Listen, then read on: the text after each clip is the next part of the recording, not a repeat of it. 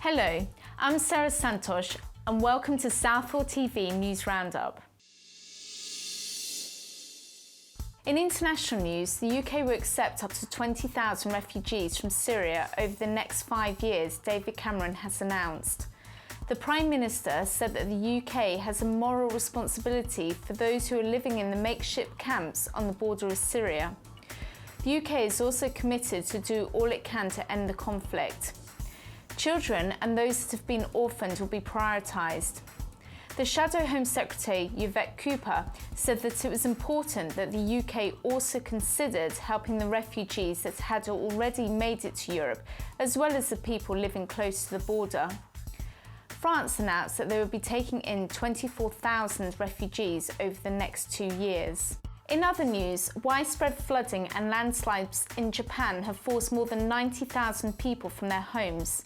The city of Joso was hit by a wall of water after the Kenugawa River burst its banks.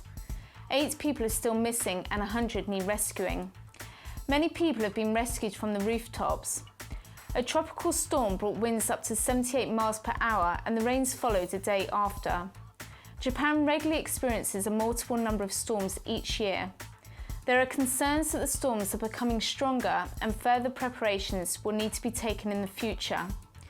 People have been advised to pack and evacuate as required to by Japan's non-combat military self-defense force who are helping with the rescue operation.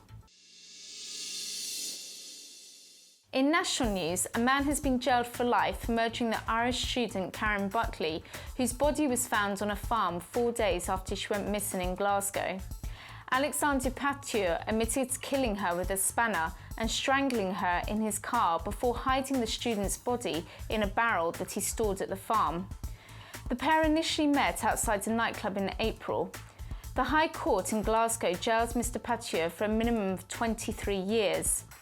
Judge Lady Ray said that she found it extremely difficult to comprehend why Pathieu would want to end someone's life in a matter of minutes and then go on and try and cover up the murder.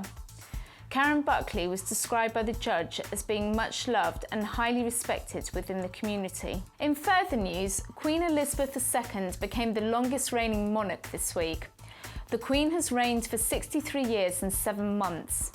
The previous record was set by her great-great-grandmother, Queen Victoria. The Queen spent the day on official duties in Scotland. Crowds greeted the Queen and the Duke of Edinburgh as they arrived at Waverley Station in the Scottish capital. David Cameron has described the Queen's reign as a golden thread in British history.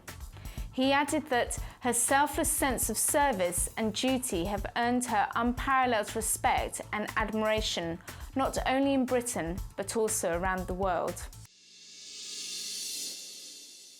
In local news, Ealing Council have teamed up with London Bike Hub to open a temporary bike shop in Southall. Visitors will be able to visit the shop every Saturday for 6 weeks, starting on the 12th of September 2015, and will be able to have a free cycle check by Dr. Bike, which will include routine repairs and advice on bike maintenance. People will be also able to purchase accessories, including new and used bikes. This initiative has been launched by the council to try and encourage people to cycle more. In further local news, residents will soon have the opportunity to see if they can save money on their gas and electricity bills when the next big London Energy Switch scheme takes place in October 2015. This is a scheme which brings people together to effectively bid on buying power to secure better deals for energy bills.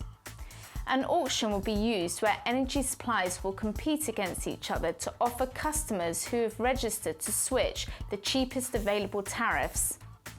The first auction was held in April 2013 and the average saving achieved through the scheme was £238.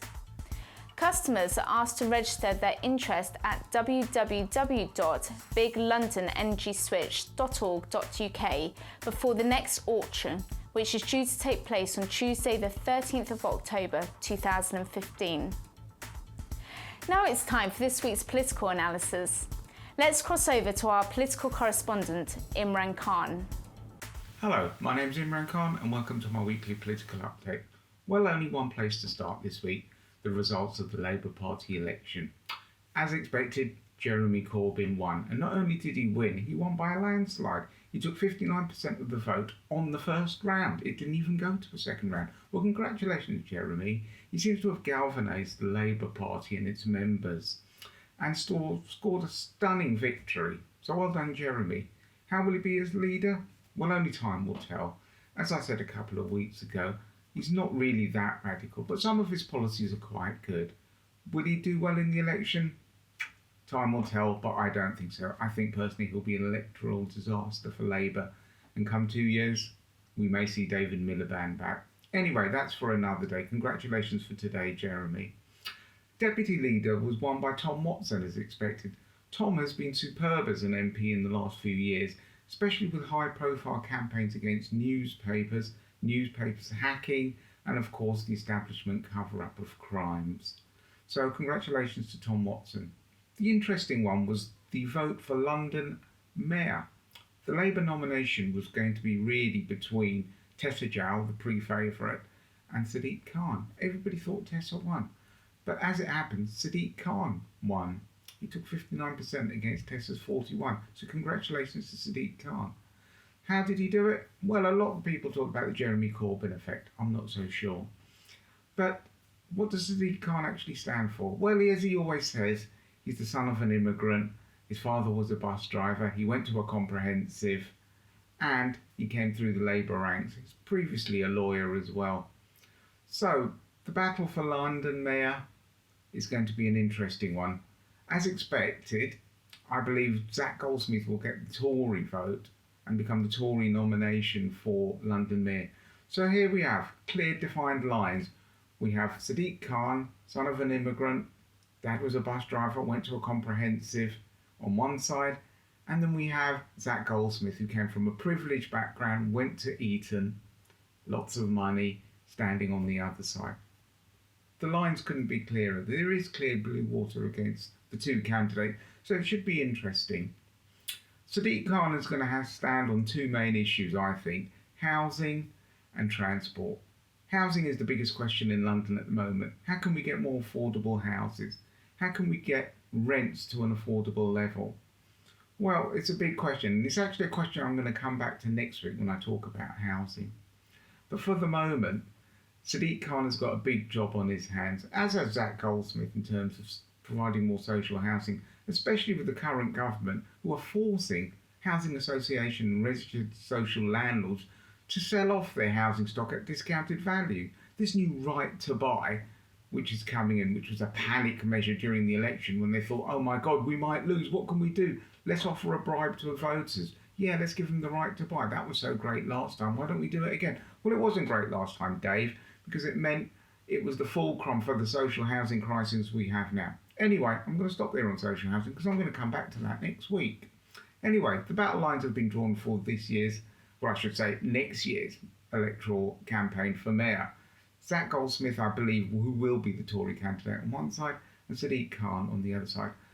In the last election, despite Labour's poor showing, London stayed loyal to Labour. In fact, they increased their vote in London. And London is now a Labour city. They control most of the MPs and most of the councils. So Sadiq Khan is the favourite. But is London ready? Are the voters ready to vote for an immigrant Muslim mayor? Big question. You know, some people said, well, Barack Obama got elected. Well, maybe so. But let's see what London does next year in the election campaign. Anyway, that's enough for me. It's been a momentous time for Labour. And as I said, congratulations to all the people who were voted in, and commiserations to those who didn't get it.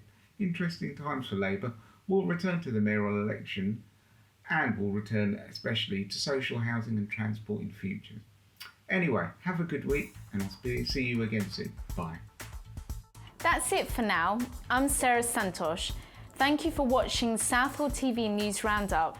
I shall be back next week with more news.